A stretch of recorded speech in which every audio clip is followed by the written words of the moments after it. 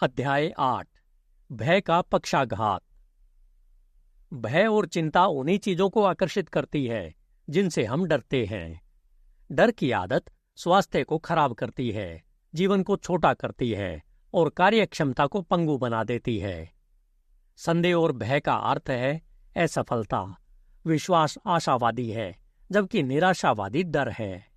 चिंता, क्रोध, ईर्ष्या और डरपोक जैसे अभिव्यक्ति के सभी विभिन्न चरणों में भय मानव जाति का सबसे बड़ा दुश्मन है। इसने मनुष्य को अधिक खुशी और कार्यकुशलता से लूटा है, अधिक पुरुषों को कायर बना दिया है, अधिक लोगों को असफल बना दिया है या उन्हें किसी भी चीज से अधिक औसत दर्जे में मजबूर कर दिया है। हाल ही में हेली के धूमकेतु का दुनिया के सभी हिस्सों में अज्ञानी और अंधविश्वासी लोगों पर जो प्रभाव पड़ा वह कुछ भयावह था। बहुत से लोग पूरी तरह से दंडवत थे और हजारों लोग आतंक से बीमार हो गए थे। कई हिंसक रूप से पागल हो गए और स्कोरस ने आत्महत्या कर ली। यूरोपीय देशों में बहुत से किसान इस क्षणिक उम्मीद में थे कि धूमकेतु पृथ्वी का विनाश कर देगा और कुछ शहरों में संदेशवाहक सड़कों पर घूमते थे और लोगों को इस तथ्य से अवगत कराने के लिए सींग बजाते थे कि दुनिया खत्म हो रही है। पृथ्वी के धूमकेतु द्वारा जलाए जाने की उम्मीद ने पुरुषों को हत्या और अन्य अपराधों को कबूल करने के लिए मजबूर किया। माताओं ने अपने बच्चों को जहर दिया। भयानक विपत्ति के लिए तैयार रहने के लिए लोगों ने उपक्रमकर्ताओं से अपने ताबूत मंगवाए। धूमकेतु को पहली बार देखते ही कई लोगों की मौत हो गई। न्यूयॉर्क और अन्य बड़े शहरों के गरीब तबके में लोगों के बड़े जुलूस निकले, जो अपनी प्रार्थनाओं को दोहराते हुए हाथों में धार्मिक चिन्ह लेकर सड़कों पर निकले। उनके आतंक से त्रस्त चेहरे आसमान की ओर देख रहे थे। कई लोग सड़कों पर घुटने टेककर प्रार्थना करते देखे गए। दक्षिण में अश्वेतों के बीच बहुत उत्साह था, जहां मंदिरों में पूरी रात सेवाएं आयोजित की जाती थी। जिस दिन धूमकेतु की पूंछ से पृथ्वी नष्ट हो जाएगी, उस घातक दिन के लिए खुद को तैयार करने के प्रयास में संख्या मोक्ष का दावा करती है। कई जगहों पर खेतों और खेतों की मदद से व्यावसायिक रूप से मदद की जाती थी। हाथ सकारात्मक रूप से काम करने से इनकार करते थे। पेंसिल्वेनिया में हजारों खनिकों ने अपने पदों पर जाने से इनकार कर दिया, जबकि कई खदानों में परिचालन पूरी तरह से निलंबित कर दिए गए थे। इसी तरह के उदाहरणों को हजारों से गुणा किया जा सकता है। धूमकेतु ने अज्ञानी लोगों के अंधविश्वासी भय का व्यापार करने के लिए क्वार्क्स को एक असामान्य अवसर दिया।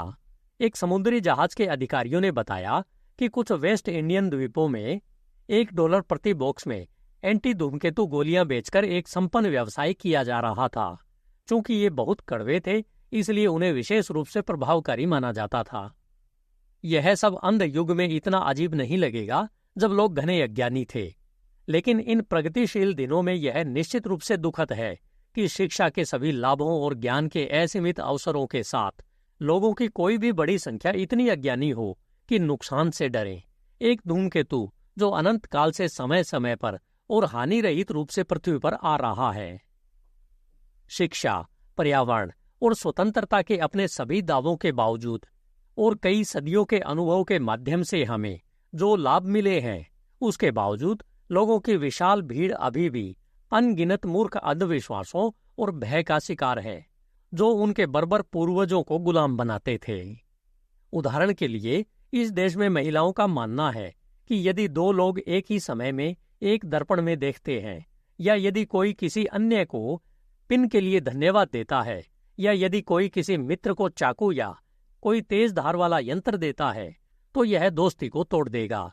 उनका मानना है कि अगर किसी युवती को थिम्बल भेंट किया जाता है तो वह बूढ़ी नौकरानी होगी, कि किसी घर से निकलते समय किसी भूली हुई वस्तु के लिए वापस जाना अशुभ होता है, और यदि कोई ऐसा करने के लिए बाध्य है तो उसे फिर से बाहर जाने से पहले कुर्सी पर बैठना चाहिए, कि अगर कोई झाड़ू किसी व्यक्ति को छूता है जबकि कोई झाड़ू लगा रहा हो तो दुर्भाग्य होगा, कि मेज पर किसी का स्थान बदलना अशुभ होता है, आदि। मैं एक प्रमुख पत्रिका के संपादक की पत्नी को जानता हूँ, जो जिस कमरे में जा रही थी उसमें मोर की सजावट देखकर पूरी तरह परेशान थी। उसने रहने वालों के लिए हर तरह की दुर्भाग्य की भविष्यवाणी की। एक कॉलेज ग्रेजुएट बेसबॉल मैनेजर के बारे में सोचें जो एक गेम को जारी रखने से इनकार कर रहा है जब हजारों दर्शक इंतजार कर रहे थे, जब तक कि 2 चमगादड़ जो पार किए गए थे उन्हें अलग नहीं किया गया ताकि एक हुड्डू गेम को रोका जा सके। वर्षों पहले एक व्यक्ति एक ओपल को न्यूयॉर्क के एक जौहरी के पास ले गया और उसे खरीदने के लिए कहा। उन्होंने कहा कि यह उसके लिए दुर्भाग्य के अलावा कुछ नहीं लाया कि उसके कब्जे में आने के बाद से वह व्यवसाय में विफल रहा है। उसके परिवार में बहुत बीमारी थी और हर तरह के दुर्भाग्य उस पर आ गए थे। उसने शापित चीज को अब और रखने से इनकार कर दिया। जौहरी ने पत्थर की जांच की और पाया कि यह ओपल नहीं बल्कि नकली था। कुछ समुदायों में खाली पालना हिलाना अपराध माना जाता है क्योंकि यह दर्शाता है कि मालिक के जन्म लेने वाले बच्चों की मृत्यु के कारण पालना हमेशा खाली रहेगा। बुद्धिमान अमेरिकी महिलाओं के बारे में सोचें जो बीमार हो जाती है क्योंकि उन्हें अपनी शादी की अंगूठी निकालने के लिए मजबूर किया जाता है, यह विश्वास करते हुए कि जब तक मौत हमें आ नहीं जाती तब तक अंगूठी के साथ साथ जोड़े को भी संदर्भित करता है, और यह कि अंगूठी को उंगली से अलग करना दर्शाता है पति और पत्नी का अलग होना। बहुत से बुद्धिमान लोग शुक्रवार को यात्रा शुरू करने या कुछ महत्वपूर्ण करने से डरते हैं, जैसे कि सप्ताह के 6ठे दिन का एक मनमाना नाम जो मनुष्य की सुविधा के लिए अपनाया गया हो। उसके पास बुद्धिमत्ता, बल या जीवन होना चाहिए। कुछ समय पहले सैन फ्रांसिस्को में एक बैंक इसलिए असफल हो गया क्योंकि उसके अध्यक्ष ने अपने निवेश के बारे में एक माध्यम की सलाह का पालन किया था। वह इतना मूर्ख था कि वह एक मृत फाइनेंसर की सलाह पर विश्वास करता था, जिसके साथ माध्यम से उसे आश्वासन दिया गया था कि उसने सामान्य ज्ञान और अपने अनुभवी निर्णय के बजाय संवाद किया था। क्वैक ज्योतिषियों की भयानक भविष्यवाणियां अनंत दुख और बहुत सारी मौतों के लिए जिम्मेदार है। उनके प्रभाव में सरोकेस लोगों ने आत्महत्या कर ली है। यह अविश्वसनीय है कि बुद्धिमान लोगों की ज्योतिषियों, हस्तरेखाविदों, माध्यमों और भविष्य बताने वालों द्वारा मानसिक रूप से इतना विकृत और असंतुलित होना चाहिए कि उनमें से कई अपनी पूरी जिंदगी उनकी सलाह से जीते हैं। बेशक बहुत सी चीजें जो नकली भविष्यवाणी करते हैं वे होती हैं, खासकर जब भोले भाले पीड़ित का पूरा मानसिक रवैया भविष्यवाणी की ओर हो जाता है और उसका सारा विश्वास उसमें केंद्रित हो जाता है। मानसिक एकाग्रता, विश्वास और दृढ़ विश्वास वास्तव में वही है जो चीजों को हर जगह घटित करते हैं। बच्चों का दिमाग अक्सर एक दुर्भाग्यपूर्ण मोड़ लेता है जो बाद में जीवन में घातक साबित होता है। किसी मेले या मनोरंजन की जगह पर उनका भाग्य बताने से या अज्ञानी माताओं या नर्सों, विशेष रूप से रंगीन महिलाओं द्वारा बचपन से उन पर लगाए गए अंधविश्वासों से एक बच्चे के अति संवेदनशील दिमाग को बेवकूफी भरे अंधविश्वासों से भर देना एक भयानक बात है, क्योंकि बहुत से लोग उनके प्रभाव से कभी बाहर नहीं निकलते हैं और उनका पूरा जीवन उनके द्वारा छाया हुआ होता है। मानव स्वभाव का यह कितना विचित्र विरोधाभास है जो लोगों को भाग्य या भाग्य की महान शक्ति पर इतना जोर देने का कारण बनता है, लेकिन उन्हें विश्वास दिलाता है कि वे अपनी जेब में खरगोश के पैर, विशबोन या हॉर्स चेस्टनर जैसे मूर्खतापूर्ण उपकरणों का सहारा लेकर इसे रोक सकते हैं या प्राप्त कर सकते हैं। दिव्यता की मुहर वाले बुद्धिमान लोगों के बारे में सोचें जो इस तरह के पागलपन भरे काम करते हैं, जैसे कि दाहिने जूते पर थूकना, हर हेयर पिन को उठाकर अपने जंग लगे कील पर लटका देना जो वे देखते हैं, दुर्भाग्य को दूर करने के लिए उनकी ओर इशारा करने वाले प्रत्येक पिन को उठाकर। हम अक्सर बुद्धिमान लोगों को यह कहते हुए सुनते हैं कि अंधविश्वास हानि रहित है, लेकिन कुछ भी हानि रहित नहीं है, जो एक आदमी को यह विश्वास दिलाता है कि वह संकेतों और प्रतीकों, शगुन और निर्जीव अवशेषों की दया पर एक कठपुतली है, कि सर्वशक्तिमान बुद्धि के बाहर दुनिया में एक शक्ति है जो नश्वर लोगों को नुकसान पहुंचाने की कोशिश कर रही है। हालांकि कई महान पुरुषों में अंधविश्वास होते हैं, वे उनके बिना बहुत अधिक महान होते, क्योंकि अंधविश्वास मन को कमजोर करता है। जो कुछ भी हमें सर्वशक्तिमान रचनात्मक शक्ति के बाहर किसी भी बल या शक्ति में विश्वास करने या निर्भर रहने के लिए प्रेरित करता है, जिसका हम एक हिस्सा हैं, या यह विश्वास करने के लिए कि एक ऐसी शक्ति है जो ब्रह्मांड को कंट्रोल करने वाले नियमित क्रम और कानून को रोक या बाधित कर सकती है, हमारे आत्मविश्वास को कम करता है। आत्मसम्मान और शक्ति इतनी अधिक है। सामान्य ज्ञान वाले लोग आपके अंधविश्वासों का प्रदर्शन करते समय आप पर मुस्कुरा सकते हैं, लेकिन वे ऐसा करते समय आपके बारे में कम सोचेंगे, क्योंकि आपके अच्छे अर्थों में उनका विश्वास आपकी स्थिरता और क्षमता हिल जाएगी। हर जगह हम लोगों को छोटी छोटी साधारण चीजें करते हुए देखते हैं जो बहुत बेहतर करने में सक्षम हैं, और वे उन्हें करेंगे, लेकिन इस तथ्य के लिए कि उन्हें मूर्खतापूर्ण अंधविश्वास के बंधनों से बांध दिया गया है। यदि आप अपनी क्षमता का अधिकतम लाभ उठाने के लिए महत्वाकांक्षी है, तो अंधविश्वास की डोरियों को काट दें, उन जंजीरों से छुटकारा पाएं जो आपको गुलाम बनाती है, जो आपके आत्मविश्वास को कमजोर करती है। कोई भी तब तक महान कार्य नहीं कर सकता जब तक कि वह भय और अंधविश्वास की गुलामी से मानसिक स्वतंत्रता प्राप्त नहीं कर लेता।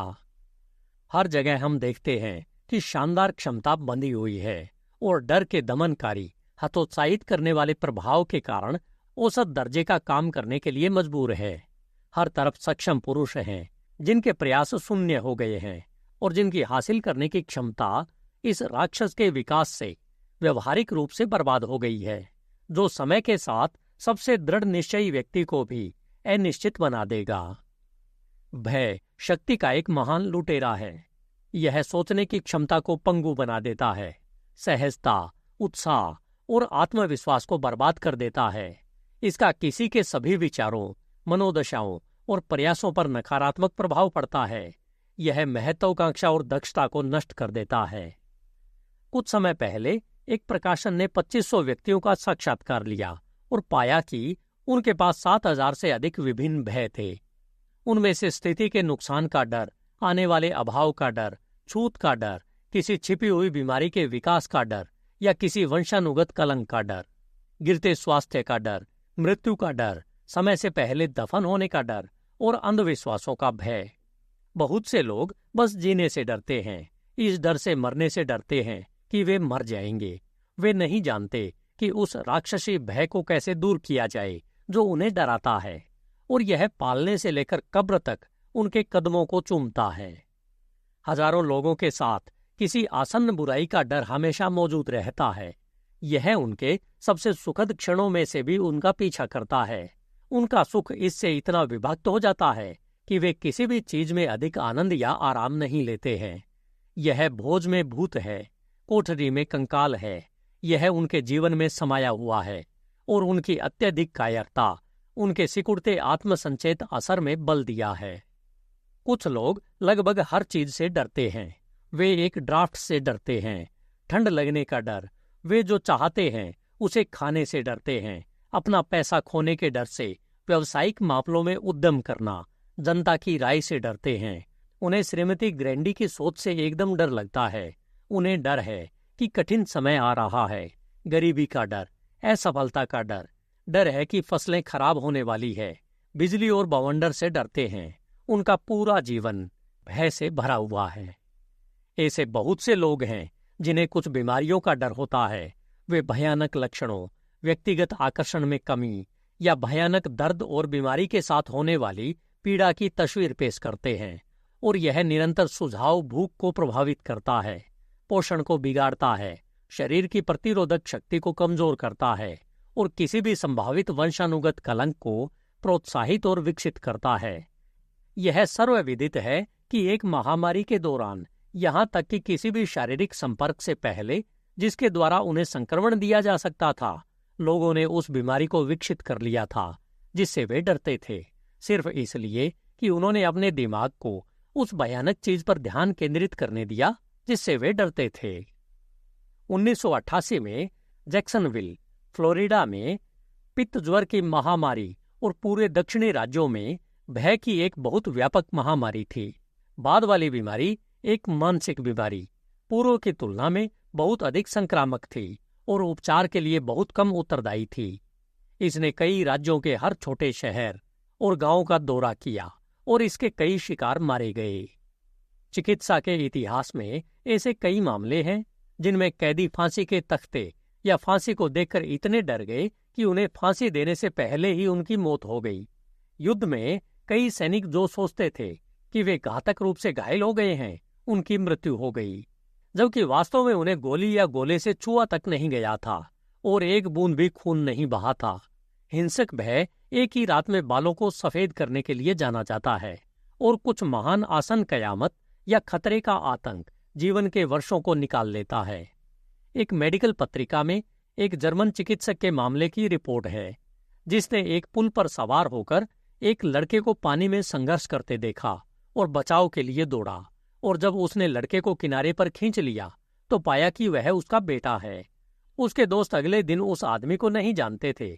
उसके बाल पूरी तरह सफेद हो गए थे। यह सर्वविदित है कि जब बवेरिया के लुडविग को अपनी पत्नी की बेगुनाही के बारे में पता चला, जिसे उसने अपनी बेवफाई के संदेह में मार डाला था, तो उसके बाल कुछ ही दिनों में बर्फ की तरह सफेद हो गए थे। जब चार्ल्स द फर्स्ट ने कैरिसब्रुक कैसल से भागने का प्रयास किया तो एक ही रात में उसके बाल सफेद हो गए। मैरी एंटोनेट के बाल उनके बड़े संकट से अचानक बदल गए थे। अपने एक चित्र पर जो उसने एक मित्र को दिया था, उसने लिखा था, पीड़ा से सफेद। भय या अचानक सदमे से कुछ ही घंटों या रात में बालों के सफेद होने के प्रमाणिक उदाहरणों को अनिश्चित काल तक गुणा किया जा सकता है। रक्त की धाराओं और सभी स्त्रावों को संशोधित करने, बालों को सफेद करने, तंत्रिका तंत्र को पंगु बनाने और यहां तक कि मृत्यु का कारण बनने के लिए भय की यह शक्ति सर्वविदित है। जो कुछ भी हमें खुश करता है, जो कुछ भी सुखद भावनाओं को उत्तेजित करता है, कोशिकाओं को आराम देता है और परिसंचरण को स्वतंत्रता देता है, जो कुछ भी हमें निराश और व्यथित करता है, हमें परेशान या चिंतित करता है, वास्तव में भय और चिंता के सभी चरण इन रक्त वाहिकाओं को संकुचित करते हैं और रक्त के मुक्त संचलन को बाधित करते हैं। हम इसे डर या आतंक के कारण पीले चेहरे में चित्रित देखते हैं। अब अगर आतंक तंत्रिका केंद्रों को इस तरह का झटका दे सकता है कि कुछ ही घंटों में बाल सफेद हो जाते हैं, तो हम कई वर्षों तक शरीर पर काम करने वाले पुराने भय के जहर, चिंता के जहर के प्रभाव के बारे में क्या कहेंगे। इस प्रकार धीमी मौत हो रही है। पुराने समय की चिंता कितनी आत्मघाती होती है। कुछ ही लोग महसूस करते हैं कि इससे सिस्टम लगातार जहर से भरा रहता है। यह एक अजीब बात है कि सदियों के अनुभव और ज्ञान के बाद भी मानव जाति ने अपने सुख के दुश्मनों भय, चिंता और चिंता से सताए जाने से सकारात्मक रूप से इनकार करना नहीं सीखा है। यह निश्चित रूप से ऐसा प्रतीत होगा जैसे कि जाति बहुत पहले ही इन अनावश्यक पीड़ा से बाहर निकलने का कोई रास्ता खोज सकती थी, लेकिन हम अभी भी उन्हीं भूतों से डरते हैं। चिंता पालने से लेकर कब्र तक हम इन मानसिक शत्रुओं के शिकार हैं, जिन्हें हम केवल विचार बदलकर आसानी से नष्ट कर सकते हैं, बेअसर कर सकते हैं। आनुवंशिकता के सुझाव से होने वाले भय और पीड़ा का अनुमान कौन लगा सकता है? बच्चे लगातार उन भयानक बीमारियों का वर्णन सुन रहे हैं जो उनके पूर्वजों को ले गई और स्वाभाविक रूप से अपने आप में लक्षणों को देखते हैं। एक बच्चे के बारे में सोचें जो अपने दिमाग में लगातार इस सुझाव के साथ बड़ा हो रहा है कि उसे शायद कैंसर या खपत विरासत में मिली है, या कुछ और जिससे उसके माता पिता में से एक की मृत्यु हो गई है और शायद अंततः उसके लिए घातक साबित होगा। यह रोग की निरंतर प्रत्याशा एक बहुत ही निराशाजनक प्रभाव डालती है और बच्चे के जीवन की शुरुआत में ही उसके अवसरों में बाधा डालती है। जो बच्चे भय के माहौल में रहते हैं वे कभी भी सामान्य रूप से सामने नहीं आते हैं, बल्कि विकास में रुकावट से पीड़ित होते हैं। उनके अविकसित भूखे शरीर अपने सामान्य वृद्धि को प्राप्त नहीं करते हैं। रक्तवाहिकाएं वास्तव में छोटी होती हैं, परिसंचरण धीमा होता है और भय के प्रभाव में हृदय कमजोर होता है। डर दबाता है, गला घोटता है। यदि इसमें लिप्त किया जाए तो यह सकारात्मक, रचनात्मक मानसिक रवैये को एक अनुत्पादक, नकारात्मक में बदल देगा और यह उपलब्धि के लिए घातक है। भय का प्रभाव, विशेष रूप से जहां भय का विचार आदतन हो गया है, जीवन के स्रोत को ही सुखा देना है। वह प्रेम जो भय को दूर करता है, शरीर और मस्तिष्क पर विपरीत प्रभाव डालता है। यह प्रकृति का विस्तार करता है, खोलता है, प्रचुर मात्रा में जीवन कोशिकाएं देता है और मस्तिष्क शक्ति को बढ़ाता है।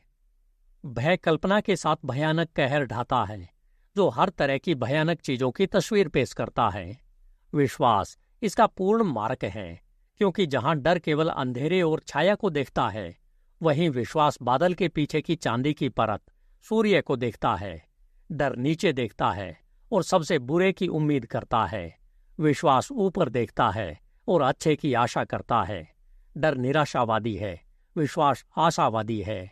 डर हमेशा असफलता की भविष्यवाणी करता है, विश्वास सफलता की भविष्यवाणी करता है।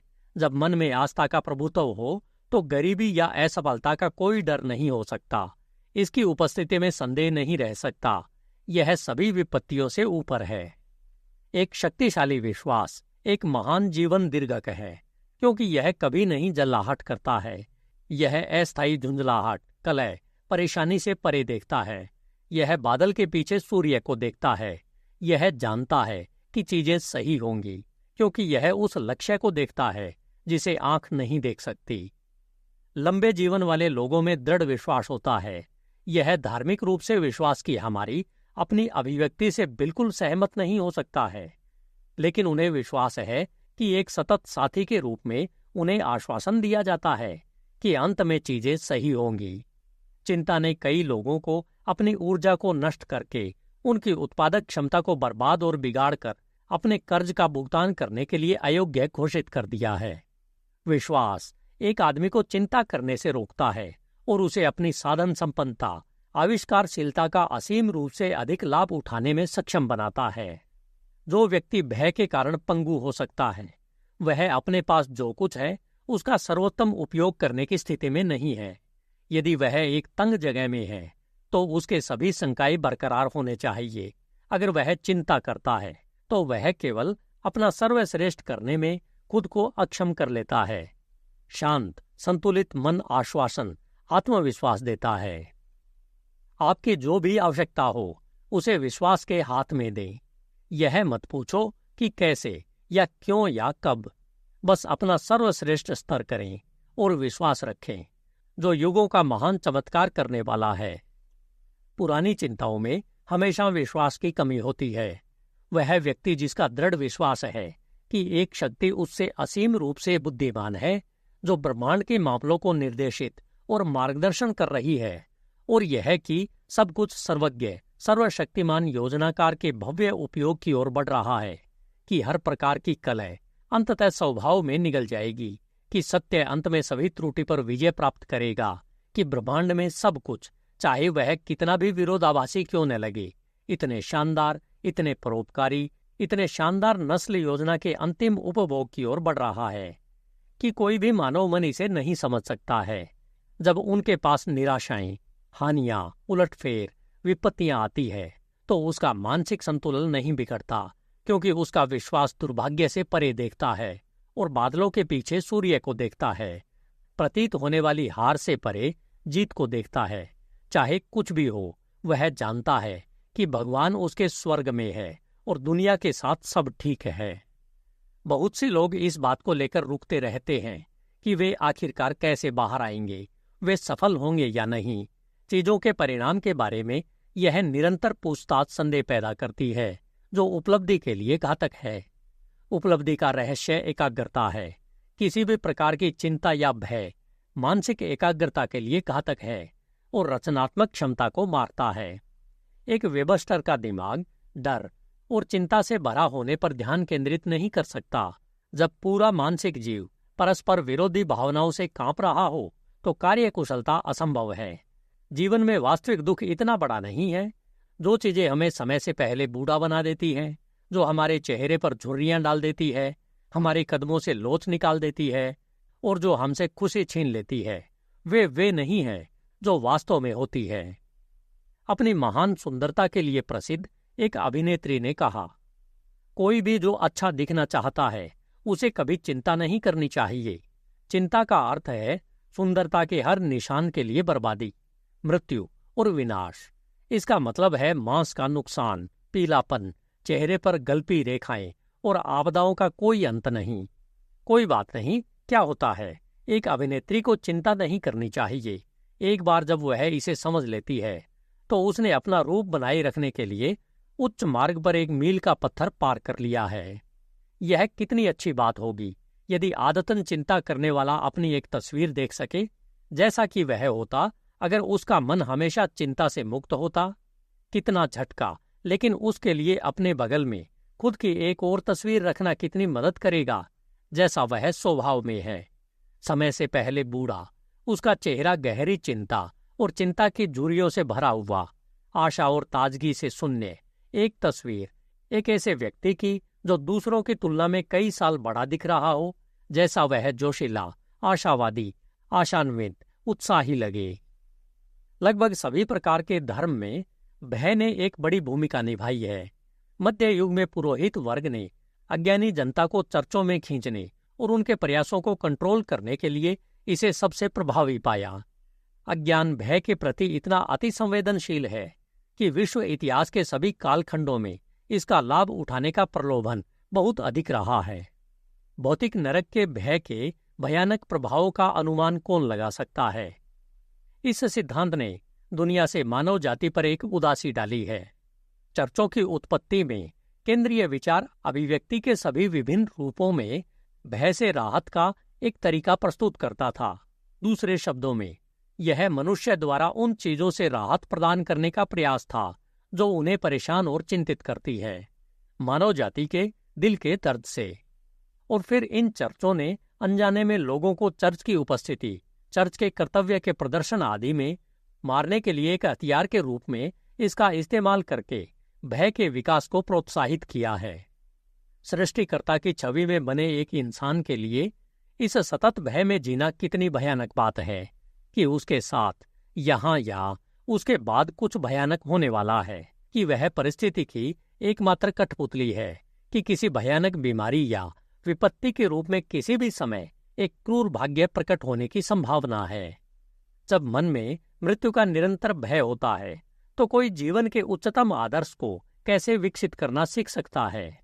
संभावित क्षणिक विघटन का भय, उसकी सभी जीवन योजनाओं के एक पल में गला घोंटने, बुझ जाने की संभावना, मन में इन बुरे सपने के डर के साथ कुछ भी स्थायी या ठोस नहीं बनाया जा सकता। निराशाजनक आसन मृत्यु के लिए सतत तैयारी अमान्य है और सभी विकास के लिए घातक है, उपलब्धि के लिए घातक, खुशी के लिए घातक। डर क्या है? इतने सारे लोगों के जीवन को गला घोंटने और उन्हें कमजोर, गरीब और अपर्याप्त बनाने की इतनी शक्ति कहाँ से आती है? इसकी कोई वास्तविकता नहीं है। यह विशुद्ध रूप से एक मानसिक चित्र है, कल्पना का एक दलदल है, और जिस क्षण हम इसे महसूस करते हैं वह हम पर अपनी शक्ति खो देता है। यदि हम सभी को ठीक से प्रशिक्षित किया गया होता और यह देखने के लिए पर्याप्त बड़े होते कि हमारे बाहर कोई भी चीज हमें नुकसान नहीं पहुंचा सकती, तो हमें किसी चीज का डर नहीं होता। मैं एक चिकित्सक से अलग हूं जिसने हाल ही में कहा है कि भय की भावना मानव मन के लिए उतनी ही सामान्य है जितनी कि साहस की। कुछ भी सामान्य नहीं है जो किसी की क्षमता को नष्ट कर देता है, आत्मविश्वास को नष्ट कर देता है या महत्वाकांक्षा का गला घोंट देता है। यह चिकित्सक स्पष्ट रूप से सावधानी, विवेक और दूरदर्शिता के संकायों को भय के विचार से भ्रमित करता है, जो नष्ट करता है और मारता है। पूर्व में अपनी सुरक्षा के लिए दिया गया था ताकि हम उन चीजों को करने से बच सके जो हानिकारक होंगी, लेकिन जिस अर्थ में आमतौर पर इस शब्द का प्रयोग किया जाता है उसमें भय में कोई बचत करने वाला गुण नहीं है। इसकी उपस्थिति सभी मानसिक क्षमताओं के सामान्य कार्यों को पंगु बना देती है। सृष्टिकर्ता ने कभी भी अपनी छवि में ऐसा नहीं डाला जो दक्षता को कम करे, संकट का कारण बने या खुशी को नष्ट करे। प्रत्येक सामान्य संख्याए या गुण का अभ्यास हम में सर्वश्रेष्ठ को बढ़ाने, बढ़ावा देने और मजबूत करने के लिए जाता है, अन्यथा यह सामान्य नहीं होगा। हम यह भी कह सकते हैं कि कलह एक अच्छी बात है, जैसे कि डर सामान्य है। एक राष्ट्र के रूप में हम बहुत अधिक शांत, बहुत दुखी हैं और जीवन को बहुत गंभीरता से लेते हैं। हमारे धर्मशास्त्र और हमारे पंथों में बहुत अधिक चिंता और भय है, बहुत अधिक उदासी और गंभीरता है, और बहुत कम आनंद और प्रसन्नता है। बहुत अधिक छाया और उनमें आत्मा की धूप बहुत कम, बहुत अधिक उसके बाद और बहुत कम अभी और यहाँ। डर पहल को शून्य कर देता है, यह आत्मविश्वास को मारता है और अनिर्णय का कारण बनता है। हमें डगमगाता है, चीजों को शुरू करने से डरता है, संदेह करता है। भय शक्ति में एक बड़ी रिसाव है। ऐसे बहुत से लोग हैं जो अपनी कीमती ऊर्जा का आधे से अधिक हिस्सा बेकार की चिंता और चिंता में बर्बाद कर देते हैं। हम एक भय के विचार को उसके प्राकृतिक मारक, साहस के विचार, आश्वस्त, आत्मविश्वास, विश्वास के विचार को लागू करके बेअसर कर सकते हैं। ठीक वैसे ही जैसे रसायनज्ञ एक एसिड की संक्षारक शक्ति को उसके विपरीत एक क्षार को जोड़कर नष्ट कर देता है। पुरुष उच्चतम गुणवत्ता की दक्षता प्राप्त नहीं कर सकते और अपने आप में सबसे अच्छी चीज को व्यक्त नहीं कर सकते हैं जब उनका दिमाग परेशान होता है और जब चिंता उनकी जीवन शक्ति को नष्ट कर रही होती है और उनकी ऊर्जा को बर्बाद कर रही होती है। चिंतित, क्रोधित, परेशान दिमाग जोरदार या स्पष्ट रूप से नहीं सोचता। चिंता भय का ही एक चरण है और हमेशा असामान्य परिस्थितियों में सबसे अच्छी तरह पनपती है। यह एक शानदार शरीर वाले व्यक्ति, एक जोरदार मानसिकता वाले व्यक्ति, एक साफ सुथरा जीवन जीने वाले व्यक्ति पर अधिक पकड़ नहीं बना सकता है। यह कमजोर लोगों पर पनपता है, कम तेजस्विता और थकी हुई ऊर्जा वाले और विशेष रूप से शातिर जीवन जीने वाले लोगों पर। बीमारी की चिंता करने से बीमारी होती है। महान वांछनीय यह है कि किसी के शरीर, मानसिक और नैतिक मानकों को इतना ऊंचा रखा जाए कि रोग के कीटाणु, चिंता के कीटाणु, चिंतित रोगाणु हमारे मस्तिष्क में पैर जमा न सके।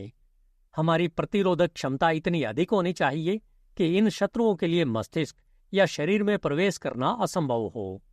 अपने आप को अपनी चिंता के दुश्मनों से पूरी तरह मुक्त रखने के लिए हम जो कुछ भी करते हैं वह समझदारी से किया जाना चाहिए।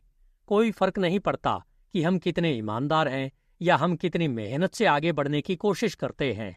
अगर हम अपने खाने में, अपने व्यायाम में, अपने सोचने में, अपने सोने और सामान्य रूप से जीने में समझदार नहीं हैं, तो हम हर तरह की परेशानी के लिए दरवाजा खुला छोड़ देते हैं। हमारे सिस्टम में प्रवेश करने और हमारे कमजोर बिंदु पर हमला करने की कोशिश करने वाले 1000 दुश्मन हैं। यह शांतचित्त व्यक्ति है जो अपने काम से दूर होने पर दिखाता है कि वह व्यावसायिक मामलों में व्यावसायिक घंटों तक छोड़ने के लिए काफी बड़ा आदमी है, दिखाता है कि उसे घर जाने और अपने उदास, लंबे चेहरे से खुद को और बाकी सभी को दुखी करने की जरूरत नहीं है। अपने मानसिक संतुलन और शांति से पता चलता है कि वह स्थिति का स्वामी है। भय इस तथ्य पर आधारित है कि पीड़ित अपने आप को अनंत शक्ति, आपूर्ति से अलग होने की चेतना के कारण कमजोर महसूस करता है, और जब वह उस शक्ति के साथ एक होने की चेतना में आता है जिसने उसे बनाया और बनाए रखा है, जब वह पाता है कि शांति जो संतुष्टि प्रदान करती है और जो वह समझ से परे है, तब वह होने की महिमा का बोध करेगा और एक बार इस शक्ति को छू लेने और अनंत आनंद का स्वाद चख लेने के बाद वह फिर कभी घूमने के लिए संतुष्ट नहीं होगा। मजबूत, जोरदार पुरुषों और महिलाओं को देखना एक दयनीय बात है जिन्हें ईश्वर जैसे गुण विरासत में मिले हैं और जो दिव्यता की छाप धारण करते हैं, दुनिया भर में हर तरह के भय और आतंक से भरे हुए हैं। चिंतित चेहरों के साथ, जैसे कि जीवन एक सतत निराशा थी। ये वो बच्चे नहीं हैं जिनका भगवान ने इरादा किया था। एक सहस्त्र शताब्दी आएगी जब अभिव्यक्ति के सभी घिनौने रूपों में भय समाप्त हो जाएगा। तब मनुष्य पूर्ण आत्मविश्वास की महिमा में उठेगा, उदात्त आत्मविश्वास की, सुरक्षा और स्वतंत्रता की चेतना जिसका उसने पहले कभी सपना नहीं देखा था, और उसकी शक्ति और दक्षता 100 गुना बढ़ जाएगी। भय या आतंक की हमारी भावना हमेशा हमारी कमजोरी या खुद को इसके कारण से बचाने में असमर्थता की भावना के अनुपात में होती है। जब हम उससे अधिक मजबूत होने के प्रति सचेत होते हैं जो कमजोर व्यक्तियों को आतंकित करता है, तो हमें भय का कोई एहसास नहीं होता है। हमें बताया गया है कि हरक्यूलिस अन्य पुरुषों के डर से प्रेतवादित नहीं था। यह चेतना कि उसके पास सर्वश्रेष्ठ शक्ति है उसे इस चिंता या भय से ऊपर उठाती है कि दूसरे उसे चोट पहुंचा सकते हैं। एक गुलाम है जिसका नाम है डर, एक कांपती, सिकुड़ती हुई चीज। एक राजा है जिसका नाम विल है, और हर इंच एक राजा। धन्यवाद। HindiAudiobook.com। आपका दिन शुभ हो।